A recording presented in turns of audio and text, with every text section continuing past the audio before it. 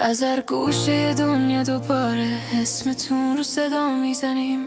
یادتون همیشه با مامون مثل یه نور کوچیک و ثابت. روزا بدون شما طولانی بودن، مثل زمستون سرد و بی حرکت. ولی وقتی دوباره هفتایی برگشتیم، قلبمون روشن شد. دره‌ای که رفتین دور یا نزدیک، آخرش دوباره شما رو پیش ما آورد. ما توی تاریکی صبر کردیم، توی شبای طولانی وایسادیم، به ضربان قلباتون اعتماد کردیم. حتی وقتی از چشمامون دور بودین، حالا فاصله ها تموم شده و نور دوباره برگشته.